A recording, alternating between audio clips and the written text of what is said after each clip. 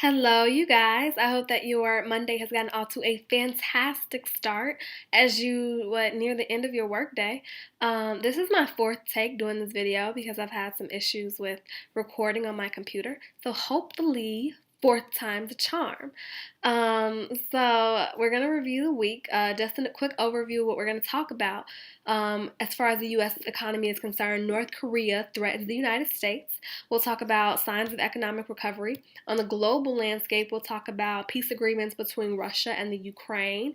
And then we'll talk about whether or not Greece is on the road to recovery. And then finally, we will do some reminders and housekeeping. So, first of all, North Korea warns the United States of final doom. I think that this is pretty important and significant, and I don't know about you, but I haven't seen this or heard this reported or covered in any major media outlets, which I think is very interesting. And right now, all I know is that North Korea is saying that the United States has gone mad, but they don't give a lot of context as to why. And in light of that, they are threatening the United States with the most disastrous final doom on its mainland. Now, that's significant because the United States has never, or it's not used to having. War brought to its mainland, with the exception of 9/11. So I think that's a pretty hefty threat. And they also said that the time of the nightmare has come. Now, I'm going to be honest with you, and when I first read that, I just could not help but laugh.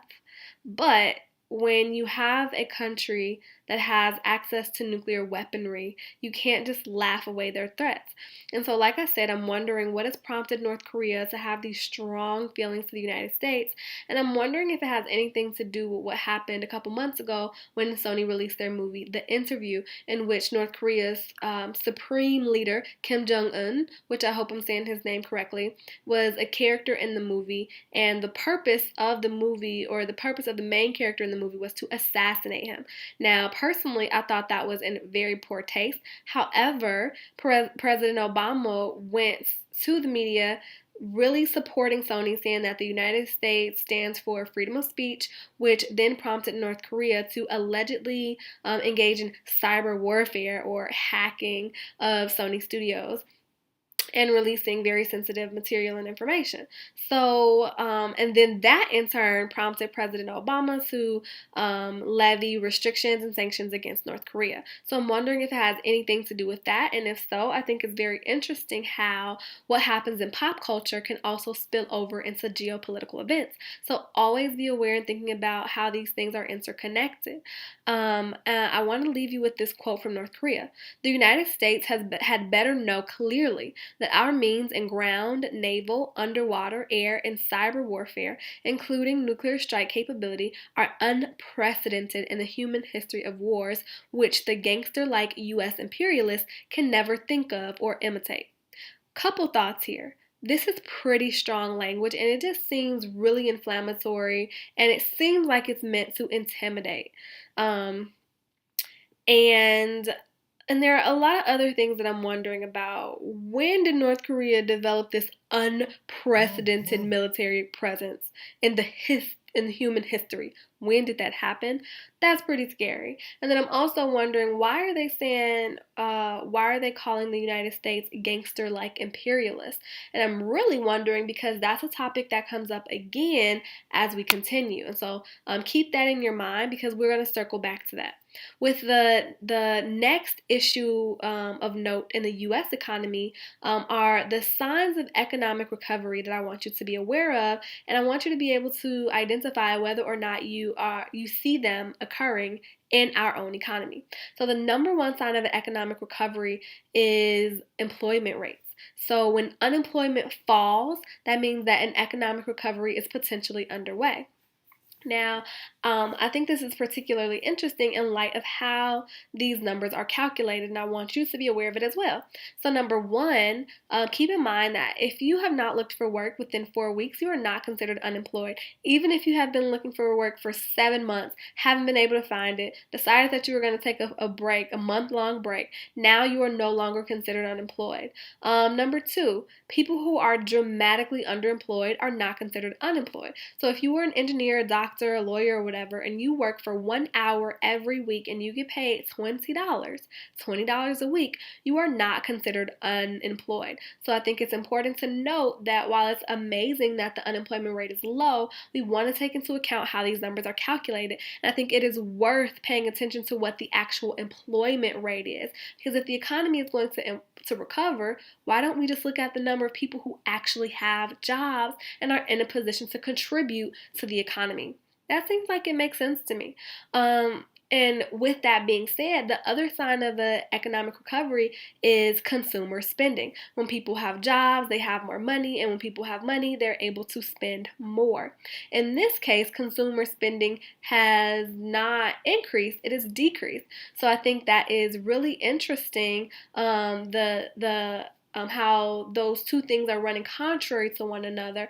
And so I would just say let's continue to keep our eye out and our hand on the pulse, our fingers on the pulse, to really get a sense for what is happening in the economy. Is it recovering? Is it rallying? Or is this just a bump of increase but it won't last? Just keep an eye out for that. And then moving on to the global economy, I don't want this to be too long. So this is really interesting and where the imperialism comes in again. So right now there is a peace agreement with Russia and the Ukraine. You may have heard that you know, what has been going on between Russia and the Ukraine and how the United States has stepped in, issued sanctions against Russia. But what I think is interesting is that Russia has made it very clear that they don't have any problems with the Ukraine. They have problems with America, who is in the Ukraine. So this is their statement. Russia feels threatened not by any individual European state, but by the European Union and NATO, which it regards as expansionist. It sees them as occupied by America, which seeks to exploit Western values to gain influence over the rest of the world. Now, that's worth mentioning again. It sees them as occupied by America, which seeks to exploit Western values to gain influence over the rest of the world. That's that idea of expansionism and imperialism rearing its head again. So I'm wondering what is happening in the United States that is influencing these types of viewpoints or ideas. Maybe our foreign members can chime in a bit and have something to say about the matter. But I'm curious, when you are a citizen of a country, you have a different lens of on how you see the actions that your country is taking, where other people might have a different perspective. And this anti-Americanism, anti-Westernism sounds very familiar to me. And with Russia really making it clear that they are not here for America, I'm wondering what's driving that and what could be the potential outcome of that. So keep that on your radar. And finally, the question is Greece on the road to economic recovery? Their Greek Prime Minister Alexis Tsipras has expressed his hope that a mutually acceptable debt deal can be secured next week at the meeting of the Eurozone's 19 finance ministers. So the Eurozone has 19 finance ministers, and it is their responsibility to make sure that they're looking out for the interests of individual countries, but also for the European Union as a whole. Since they share a currency, they also, what happens to one affects them all, which I think is very interesting. So we'll see what happens with Greece. What I have noticed is that I haven't heard anything from Prime Minister Tsipras about plans to make sure that this doesn't happen again. I think it's important that Greece doesn't fall into a cycle of needing bailouts. So my question is, what is going to happen to make sure that they have some type of infrastructure that can support continued growth over the long term? And if the World Bank or the European Union is going to support Greece and bail them out, so to speak, how can we make sure that we're also supporting them to demonstrate sustainability on their own, which is what they really need as a sovereign nation?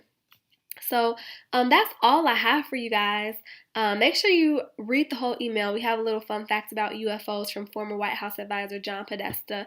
And then I'll talk about a little bit of what I want you to focus on in your daily finances. And then finally, as far as reminders go, don't forget that office hours are on the 19th, 20th, and the 21st. We'll have our group session on the 21st, and I really want to see every single one of you there. We need you. We operate as a team. We're only as strong as our weakest link, and even our weakest link needs to be strong for that very reason.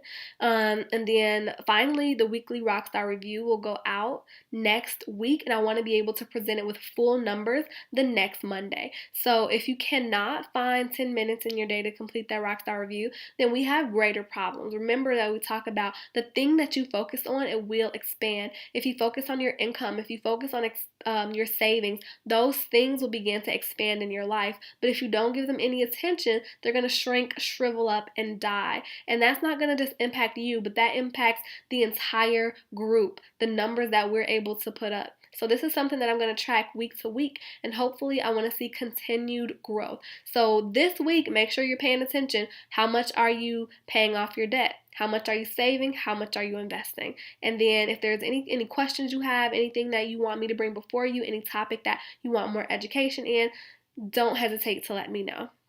So as we close, I want you to go over to Facebook and let me know, what do you think about North Korea threatening the United States and this idea of American expansionism and imperialism in the 21st century?